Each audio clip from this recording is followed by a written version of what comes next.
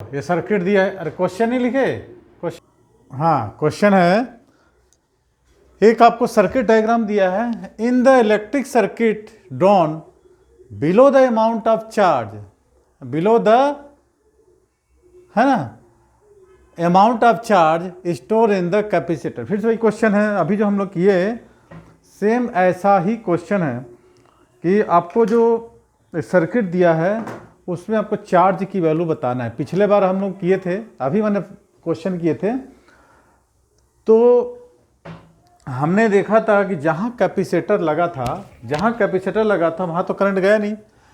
तो भैया आपको ये 10 वोल्ट की बैटरी है, अब ये कैपेसिटर है, तो क्या यहाँ से करंट फ्लो होगा?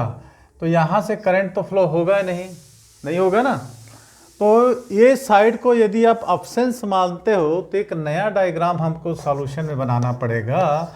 ये एक 10 वोल्ट की बैटरी है, ठीक है, इसमें एक रेजिस्टेंस R लगा है जिसकी वैल्यू कितना है, 4 ओम है, और इसको अब्सेंस मानते हो तो एक रेजिस्टेंस आपको ये लगा है जिसका वैल्यू R3 बोल सकते हो, 6 ओम। मतलब ये कि ये R1 और R3, R2 का इसमें कोई रोल नहीं है क्योंकि वहाँ पर एक कैपेसिटर लगा है। तो हमने ये बताया था कि कैपेसिटर के थ्रू करंट फ्लो नहीं होगा, तो इस साइड्स का कोई महत्व नहीं है।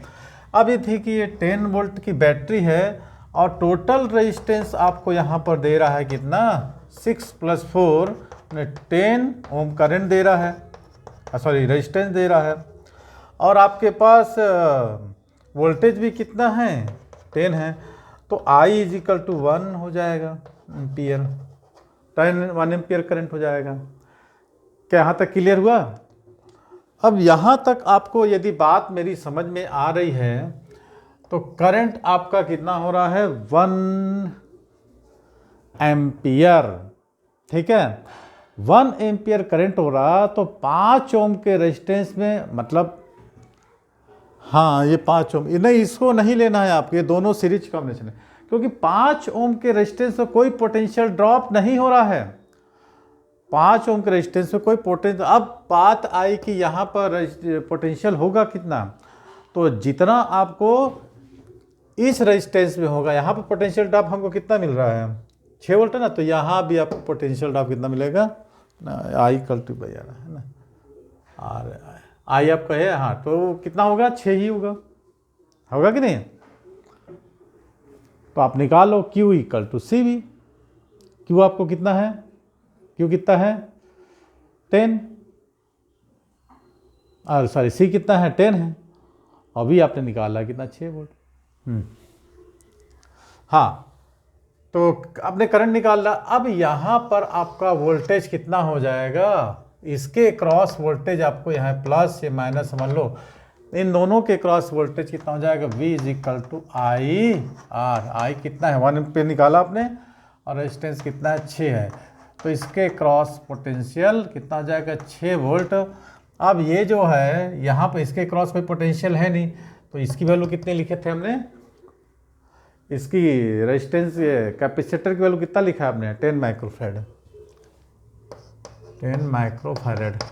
तो यहाँ पर भी उतना ही वोल्टेज होगा ड्रॉप जितना इसके क्रॉस है। तो आपको निकालना है Q = CV।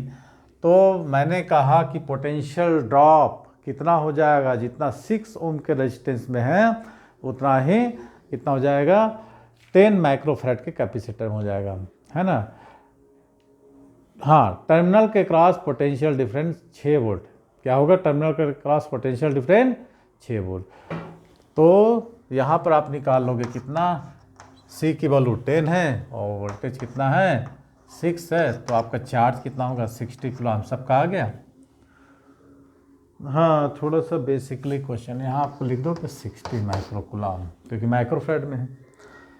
तो बस ये छोटा सा क्वेश्चन था, आपको मेन चीज़ आपको समझना है, क्वेश्चन को देख भ्रमित करने के लिए। हाँ, यहाँ कोई करंट नहीं होगा, हाँ, रेजिस्टेंस के साथ एक कैपेसिटर लगा है। तो लास्ट टाइम हम लोग किए थे ना कि करंट यहाँ से निकल के ऐसे आ जाएगा, तो टोटल रेजिस्टेंस आपका 4, 6, 10 हो गया, और 10 वोल्ट है तो करंट 1 एम्पियर होगा। जब 1 एम्पियर की करंट है तो यहाँ पर कितना हो जाएगा, पोटेंशियल ड्रॉप 6 ओम हो जाएगा। अब चूंकि यहाँ करंट है ही नहीं तो पोटेंशियल ड्रॉप जो इसकी होगी वही इसकी पोटेंशियल ड्रॉप होगी। तो आपको चार्ज कैपेसिटर पता है, आपको पोटेंशियल पता है 6, तो चार्ज आपका 60 वोल्ट निकल कर आया। चलिए नेक्स्ट क्वेश्चन। हाँ, जेईई मेंस 2024 जनवरी बैच का है, जनवरी अटेम्प्ट का क्वेश्चन है ये, और 2024 का है। चलिए नेक्स्ट क्वेश्चन करते हैं।